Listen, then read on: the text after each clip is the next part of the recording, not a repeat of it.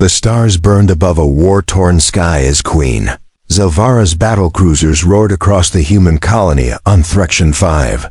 Her empire had warned the humans not to step onto that sacred soil, but they did. And now the skies screamed with flame and steel. Yet, hidden below the chaos, something ancient stirred beneath the earth. Something bound by blood to her throne and feared even by her own warriors. Jace Maddox, a field engineer from Earth, wasn't supposed to be on the front line. He had only come to fix communications at Outpost 7. When the alarm rang and the bombs began falling, he ran toward the source instead of away. His instincts, sharpened from surviving past disasters, screamed that something wasn't right. He wasn't trained for battle, but his gut told him this wasn't just another invasion. Smoke curled through shattered halls as Jace descended into an old ruin exposed by the attack. It hadn't been on any map. He didn't know why he kept going. Maybe it was the deep humming, like breathing from beneath stone. Maybe it was curiosity. Or maybe, just maybe, it was destiny pulling him by the spine. A giant creature lay sleeping under layers of crystal and dust. Its body shimmered like obsidian soaked in fire. It wasn't just a beast. It was sacred. There were carvings on the walls, old alien language mixed with symbols that almost looked human. When Jace stepped near, the ground shuddered as the creature opened one golden eye. The beast did not attack. It looked at him as if recognizing something. Jace raised his hand slowly, trying to appear harmless. But the beast did something no alien creature ever had. It lowered its head and growled a sound like thunder, but not in anger. It was in greeting.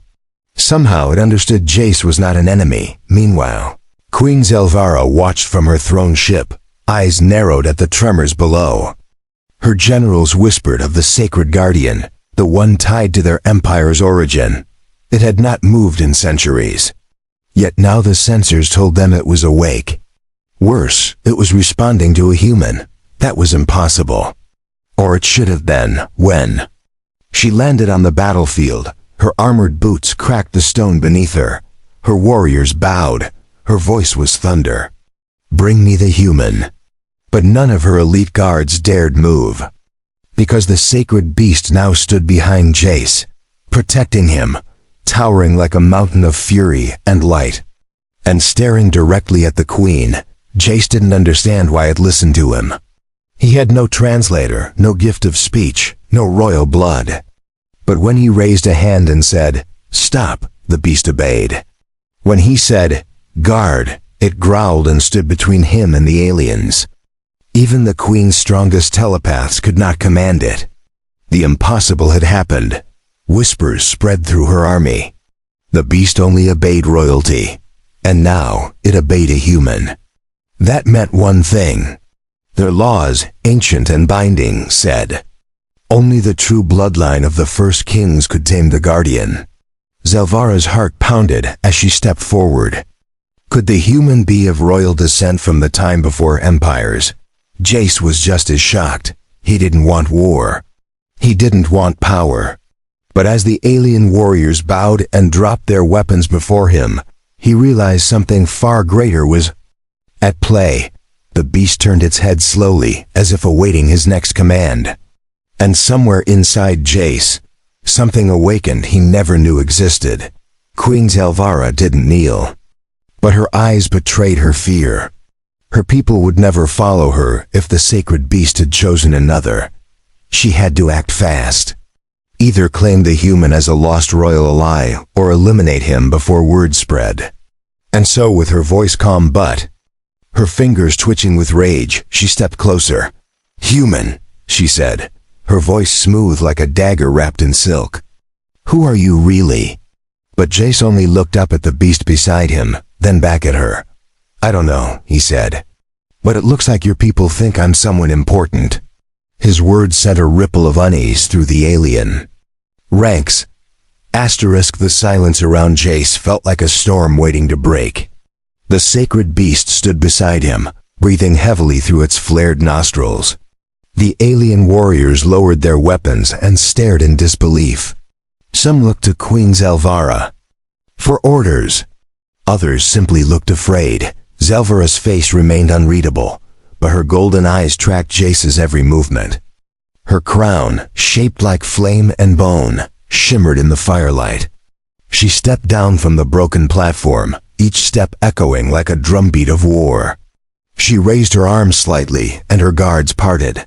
"You control the Guardian," she said. Firmly. "That should be impossible." Jace didn't answer. He didn't know how to explain it.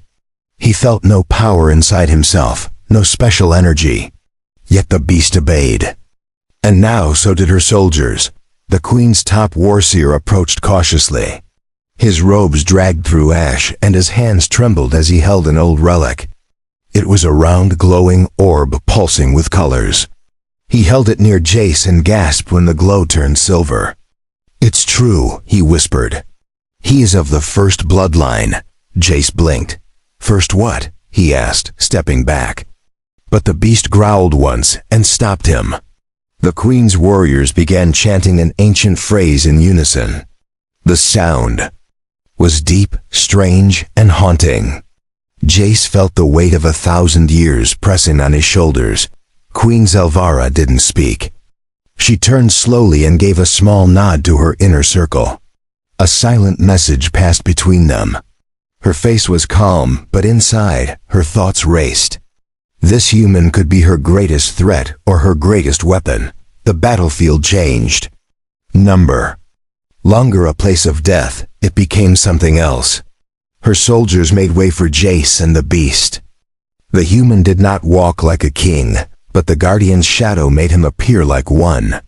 Her people saw him as chosen. Zelvara invited him to her ship under the name of peace. Jace, still confused but curious, agreed. He didn't trust her, but he needed answers. And perhaps he could stop the fighting before more lives were lost. He didn't come to this planet to be a hero. Inside her throne ship, the halls were lined with fireglass and armored statues of long-dead queens. The Queen walked ahead, her movements graceful and sharp. "You are more than you know, human," she said without turning. "This beast chooses no one." Until now, Jace said nothing. He was thinking. The beast followed behind him like a loyal dog, yet it was anything but tame. It had shattered mountains and old legends. Yet now it followed. A man who once repaired machines, not led armies. What made him different? In the throne chamber, Zelvara dismissed her guards. She faced Jace alone. "If you truly hold the blood of the ancients, then we have no choice. Our laws say I must bind you to the crown." Jace raised a brow. "Bind? Me how?" he asked. Her voice grew softer. "You must join me in alliance, not just in words, in blood, in rule, in union." Jace stepped back, startled. "Wait, are you saying you want to marry me?" The Queen looked him in the eye and nodded once. He laughed once, sharp and nervous. "You invaded my world and now you want a wedding?" The Queen didn't flinch. "I invaded to protect a sacred relic," she said. "That relic obeys you. So you're not a stranger. You are now part of our history." Jace walked to the edge of the platform. Below, he could see the scorched battlefield and alien soldiers rebuilding walls. The war had stopped for now. But it could begin again if he refused her. He didn't like politics, but he hated war more. "Fine," he said finally. "But I want answers. Why does the beast follow me? Why does your empire think I have this bloodline?" The Queen stepped closer, her face unreadable again. "Because once, long ago, our kind and yours were not so different." Jace turned to face her fully. "What does that mean?"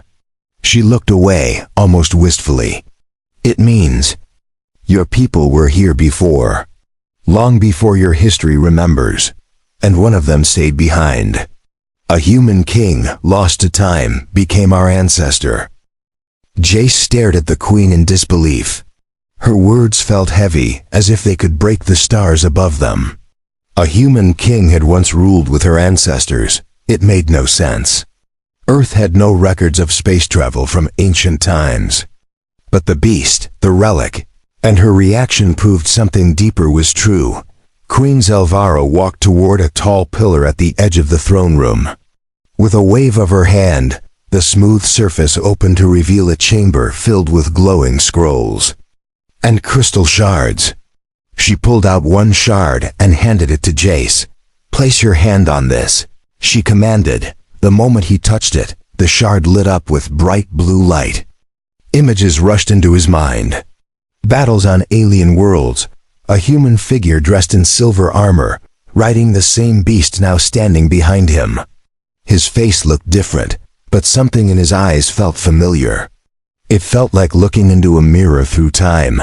Jace pulled his hand away, breathless. "Is that real?" he asked. The queen nodded slowly. "He was called Horus, the Flame Blood. He united clans, tamed the beast, and led us into the stars. Then he vanished. Our legends say he would return when the beast wakes again." "I'm not him," Jace said quietly. "I'm just an engineer from Earth." The queen tilted her head. "Maybe not him, but perhaps his blood, his soul, his purpose." Her voice lowered. "And if that's true, your presence will divide the galaxy." News of the beast's awakening had already spread across the nearby systems. Rival empires, religious orders, and mercenary kings all saw it as a sign. Some wanted to worship the new bearer. Others wanted him dead. To them, Jace was either a god or a threat. Inside the ship, tensions grew. Some of Zelvara's council members refused to accept a human as a sacred heir. They held meetings in secret chambers and whispered about betrayal. But the queen silenced them with a single warning. "Challenge him," she said, "and you challenge the beast." The guardian never left Jace's side. It followed him through the long halls of the ship, slept outside his chamber, and growled at anyone who came too close. Its loyalty was terrifying and absolute. No one dared test it after the first foolish guard lost a hand. Jace didn't feel powerful. He felt trapped, thrust into politics, ancient laws, and a role he didn't want. But he couldn't walk away. If he did, war would return. If he stayed, he had to play a game far bigger than anything he knew. He didn't want to rule. He wanted peace. Queen Zelvara proposed a trial. A public ceremony where Jace would command the beast before all of her people. If the guardian obeyed, his place would be sealed by law. If it didn't, he would be cast out. Jace agreed, but with one request. No tricks. No weapons. Just truth. The trial was held in the grand arena of Turkal, a circle of black stone surrounded by thousands of alien citizens. Banners of fire and light waved above the arena walls. Jace stood in the center, alone, as the sacred beast entered from the shadows. The moment the crowd saw the beast, they gasped and fell silent. It walked slowly to Jace and stopped. A deep growl filled the air. Jace raised his hand and gave a command he didn't fully understand. "Kneel," he said calmly. The beast looked into his eyes, then lowered itself completely. The arena erupted in chaos. Some cried. Others dropped to their knees. Zelvara's warriors bowed without hesitation. The council members who had doubted him backed away, stunned. The law was clear. The guardian had chosen its master, and the stars would obey that truth. Queen Zelvara stepped into the arena and raised Jace's hand high. "Let all systems know," she declared. "The guardian has found its blood. The heir has returned. We are no longer at war. We are at the start of something greater." Jace looked out across the sea of alien faces. He didn't feel like a leader, but he knew what came next. Rivals would come for him. Old alliances would break. He had become a symbol, one that could either heal or destroy the galaxy.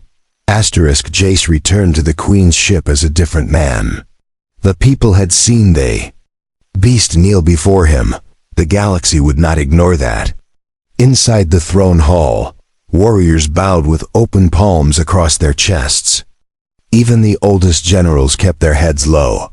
Queen Zelvara walked beside him, silent for a while. Then she spoke.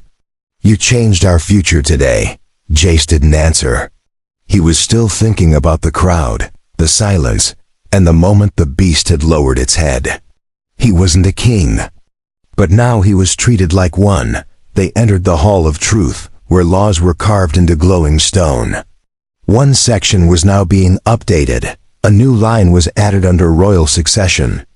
It read, "He who commands the guardian shall be treated as blood of flame and given seat beside the crown. You now share rule," the queen said. "You will be called Flameburn." Jace looked up at her. "I didn't ask for that," he replied. "I didn't ask for any of this." Her voice remained calm. "But the stars have chosen you. Deny them, and war returns." A warning soon arrived from a distant system. A rival emperor named Threxel had called the beast's return a lie. He demanded proof or surrender. He sent a message to Zelvara's court, calling Jace a fraud and threatening to destroy her cities. The queen's guards asked her to prepare for war. They spoke of shields and weapons. But Jace stood up in the middle of the war council and said, "We don't need to fight. Let me go talk to him." The room went quiet. Every eye turned to the human with the beast's favor. "Are you mad?" One general asked. "He will kill you where you stand." But Jace shook his head. "No, he'll want to see me. He'll want to test if I really control the Guardian." The queen watched him closely, then finally nodded. "Then go." "But you will not go alone." Jace prepared for the journey to the edge of the Eon Cluster, where Threxel ruled from his floating throne world. The queen sent 2 ships with him. One was a guard vessel filled with elite warriors. The other carried the sacred beast, now named Morvax by the people. As they traveled through dark space, Jace sat in his chamber reading ancient texts. He wanted to understand more about Horus, the human king from the past. Every story painted him as brave, wise, and powerful. But none said he wanted the throne. Just like Jace, they arrived at Threxel's throne world and were greeted by cold silence. Number. Soldiers lined the hangar, no banners waved. Only a line of tall war droids stood motionless. Jace walked forward, followed by Morvax, whose every step echoed like thunder. Inside the great hall, Emperor Threxel waited on a golden platform surrounded by robotic guards. He was tall, armored, and covered in glowing scars from old battles. He stood as Jace approached. "So," he said with a grin, "you're the earthling who tamed a god." Jace stood calmly. "I didn't tame it, it chose me." Threxel laughed. "Words are wind. Show me the truth." Jace turned to Morvax and whispered a command. The beast roared and pounded the floor, then knelt before Jace and growled at the Emperor without fear. Threxel's grin vanished. He stepped back as his guards raised weapons. But Jace raised a hand. "I came for peace. You can believe the truth or waste more lives chasing lies." Morvax stood and stared at Threxel, unblinking. The Emperor finally sat back down. "You surprise me, human," Threxel said. "You walk into my world with nothing but a beast and a name. You have more courage than most kings I've killed." Jace replied with steady eyes. "I don't want your throne. I just want the fighting to stop." For a long time, Threxel said nothing. Then he leaned forward. "Then you may keep your title and your queen, but know this. If you fall, the stars will burn again, and I will not kneel to a corpse." Jace nodded. "If I fall, then I deserve to be forgotten." The mission was a success. Jace had done what no warrior could. He stopped a war not by killing, but by standing tall with truth and loyalty. When he returned, the people cheered louder than before. The queen watched from her balcony and smiled. Jace had won peace without drawing a sword. But peace was not the same as trust. Across the stars, leaders whispered behind locked doors. Some called him a symbol. Others called him a threat. Yet all of them watched what he would do next, inside the royal chambers. Queen Zelvara met with her advisors. She dismissed the war council and kept only Jace beside her. "You have done what no one else dared," she said. "But this galaxy does not rest for long. You must prepare for the next move." Jace sat on the edge of a tall step carved from black stone. "You mean war?" he asked. Zelvara shook her head. "I mean politics, trade, marriage, diplomacy. The quiet wars are the ones that last the longest. And they are filled with poison instead of fire." She stood and walked toward a large glass window overlooking the training yards. "Many will want to bind you by alliance. Others will try to use you. Some will try to kill you silently. You are not just a man anymore. You are a path to power." Jace sighed and crossed his arms. "I didn't ask for power." The queen smiled faintly. "Power does not ask permission. It chooses. The beast chose you. The laws obey you. Now the empires move because of you." Jace looked down, unsure if that was a gift or a curse. The following days were filled with visitors from every system. Nobles, merchants, warriors, and priests. Each one came bearing gifts and smiles. But Jace could see their eyes, measuring him, judging him, testing for weakness. Morvax, the beast, never left his side. The alien creature had become more than a protector. It was a mirror of the storm growing around him. Its eyes seemed to read the hearts of those who approached. One glance and liars turned cold. During one visit, a noble from the Sindar kingdom arrived with a ship made of gold and firestone. He bowed to Jace and offered his daughter's hand in marriage. She was beautiful and trained in battle.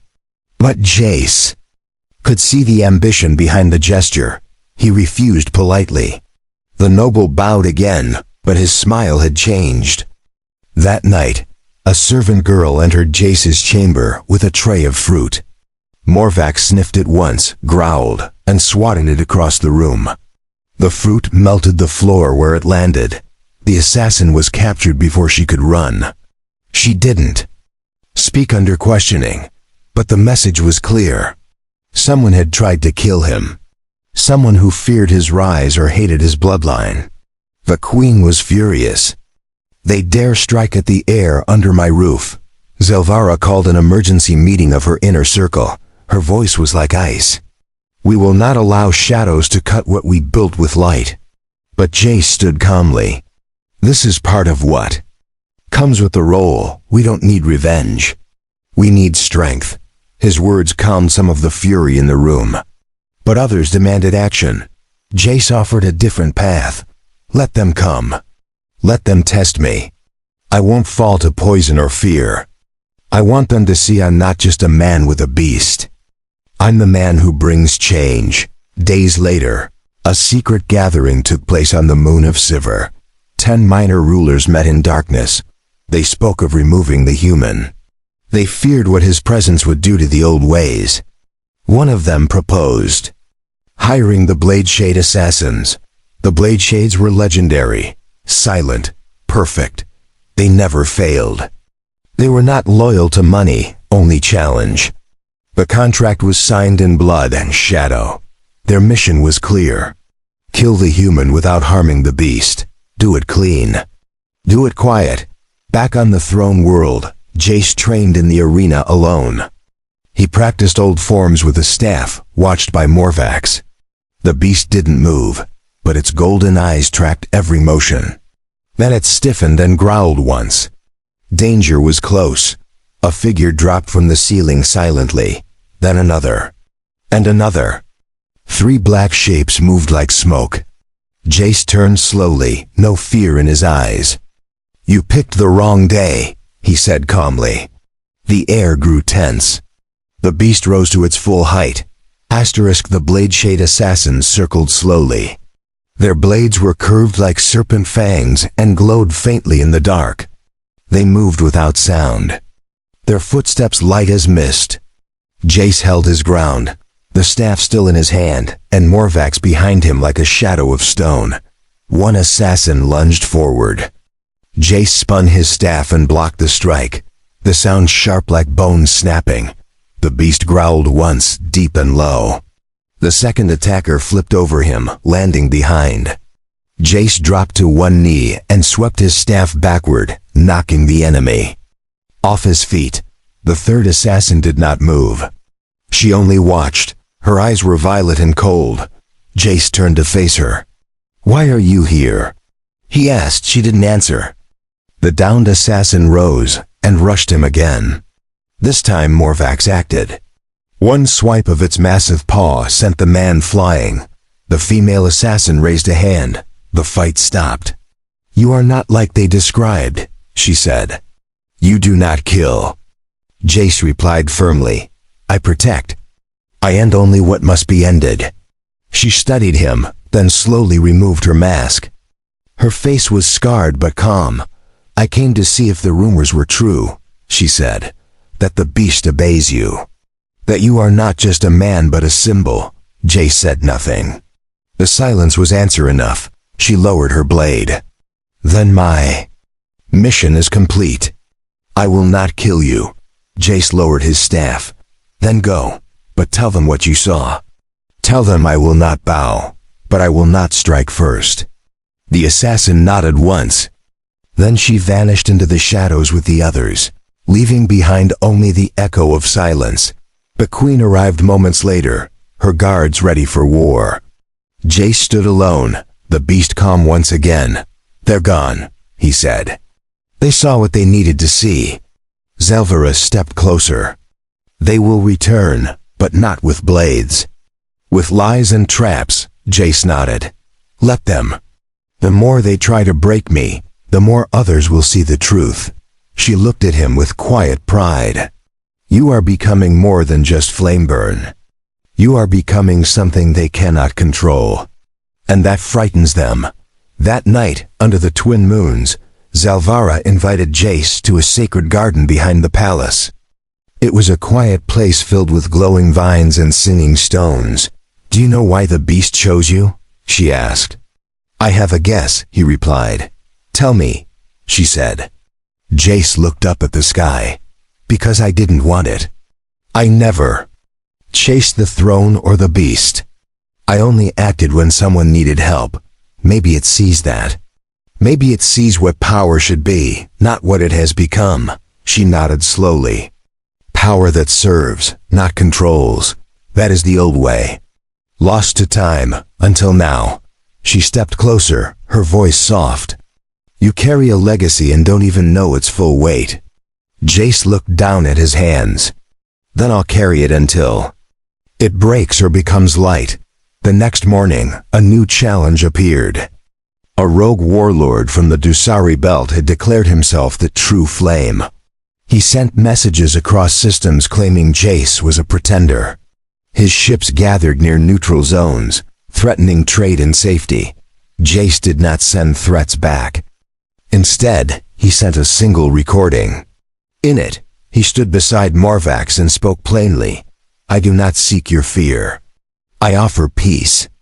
But if you force my hand, the beast will answer, and no wall will hold it back." The response was silence, then retreat. The warlord vanished into deep space. No one heard from him again. Some said he went mad after watching the beast stare into the recording. Others said he bent the knee in secret. But none dared test Jace again. In the court, the queen announced a new title for Jace. "Guardian Flame," she said. "One who bears peace in hand and fire in shadow." The people cheered. The old laws were reshaped. A new chapter was being written, and Jace's name was now carved into it. But not all were pleased. Far away, deep in the cold edge of the galaxy, an ancient force stirred. One not ruled by law or blood. One that once battled the beast before. Time had a name. Its return would change everything once again. Far beyond the Queen's reach, a silent moon drifted in forgotten space. Deep beneath its crust, something ancient stirred. It was not of blood, not of law, not of peace. It was rage, bound in crystal and iron. Its prison cracked open for the first time in 1,000 years. A black creature, taller than any warrior, crawled into the light. Its body was shaped like smoke and bones. Its face held no eyes, only a wide mouth filled with teeth like blades. It did not speak. It only remembered the one who once tamed it and broke its chains. That one had been Horus, the human who walked among stars and called beasts by name. But Horus had locked this creature away. And now, it felt that Horus had returned in another form. The scent was the same, the voice different. But the flame was identical, back on the Queen's throne world. Jace woke with a strange feeling. Morvac stood stiffly outside his door, staring into the sky. It growled once, softly. Jace walked outside and looked up. The stars felt heavy. Something was coming. Not war, something worse. He went straight to Queen Zelvara. "Do you feel that?" he asked. She nodded slowly. A disturbance older than memory. "It feels like rot in the light." Her court scientists scanned the void and found a shape moving through the edge of their long-range systems. They watched as the shape crossed systems without touching them. It moved like shadow, fast and slow at the same time. All machines that scanned it shut down. All scouts sent after it vanished. It was not a fleet. It was a thing. And it was heading for them. Morvax became restless. It paced the palace walls and roared at night. It smashed stones and refused to eat. The beast that once obeyed calm now feared something. It had battled armies and storms. But now it shook like a creature waiting for death. Jace tried to speak. "With it, what is it?" he asked. The beast only growled and pawed at the floor. Then it slammed its head into the wall and howled once. That night, it didn't sleep. It stared at the sky as if waiting for a nightmare to return. Zelvara searched old records from her ancestors. In hidden scrolls deep within the flame archives, she found a name. Varnak the Hollow Fang, a beast of hunger, born in the starless age. It had no blood. Only hunger. Only hatred for those who bound it. According to the scrolls, Horus had not slain Varnak. He had sealed it by sacrifice. It had taken half his soul and half his beast's power to bind the monster beneath the moon. And now with Jace awakening, that legacy, the seal had weakened. The Queen brought this truth to Jace. He sat in silence after hearing it. "So I started this," he said. "Not by will, but by blood." Zelvara placed her hand on his shoulder. "You carry Horus's fire. But this time, you are not alone. We will face it together." A plan was made. They would lure Varnak to a dead world outside inhabited space. There, the Queen's forces would stand with Jace and Morvax.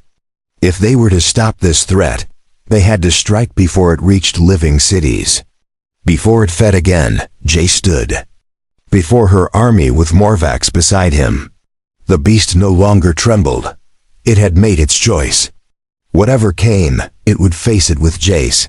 The Queen wore ceremonial battle armor for the first time in decades. Her people cheered her name. Ships launched into the sky like arrows of light. 1,000 warriors followed the path of shadow toward the dying world. As they approached, the stars seemed to vanish. The sensors failed. The lights dimmed. In the darkness, something breathed. Then it came. Varnak rose from the black ground like a god of ash.